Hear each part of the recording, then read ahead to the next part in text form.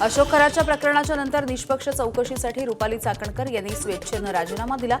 पुढील कारवाईसाठी राजीनामा मुख्यमंत्र्यांकडे पाठवला। उपमुख्यमंत्री सुनेत्रा पवार यांची सोशल मीडियावर पोस्ट।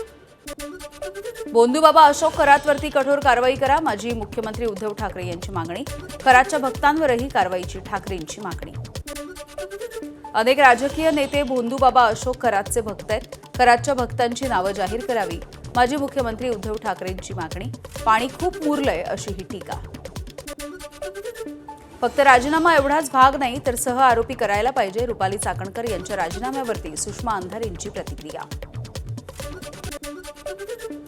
अशोक खरातच्या प्रकरणी रुपाली चाकणकर यांना सह आरोपी करा, रुपाली ठोंबरे पाटील यांची पुन्हा एकदा मागणी। चाकणकरांना ताबडतोब अटक करा, पंचनामा होत नाही तोपर्यंत काहीही होणार नसल्याची रुपाली ठोंबरे यांची भूमिका। अशोक खरातच्या प्रकरणी पीडित महिलेनं वर्षभरापूर्वी तक्रार केली होती, मात्र सरकारमधले अनेक नेते या बोंधूबाबामुळे अडचणीत येणार होते, म्हणून प्रकरण निवडणुका झाल्याच्या नंतर बाहेर आणलं गेलं। ठाकरेंच्या शिवसेनेचे नेते वैभव नाईक यांचा दावा। अशोक खरातच्या प्रकरणावरून रोहिणी खडसे यांची नाव न घेता रुपाली चाकणकर यांच्यावर टीका। चाकणकर यांनी महिलांच्या हक्काचं रक्षण करायला हवं होतं। अशोक खरातच्या प्रकरणी योग्य तपास होऊन आरोपींवरती कारवाई होणार, रोहिणी खडसे यांचा विश्वास। पुण्यामध्ये रुपाली चाकणकर यांच्या विरोधामध्ये महिला काँग्रेस आघाडीचं आंदोलन। काँग्रेस शहराध्यक्ष अरविंद शिंदे यांनी चाकणकरांची बाजू घेतली असताना महिला आघाडीचं आंदोलन, तर अरविंद शिंदेंच्या राजीनाम्याची मागणी।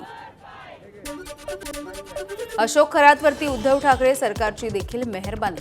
खरातच्या मिरगावमधील श्री शिवनिका संस्थानासाठी दिलं दारणा धरणाचं पाणी। 31 जुलै 2020 रोजी काढण्यात आला होता शासन निर्णय। शासन निर्णयानुसार वर्षाला 39,000 लिटर पाणी आरक्षित।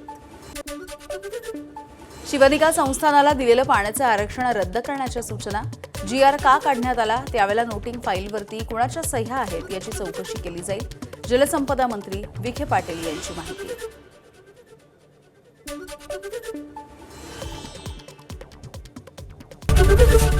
एबीपी माझा, उघडा डोळे बघा नीट।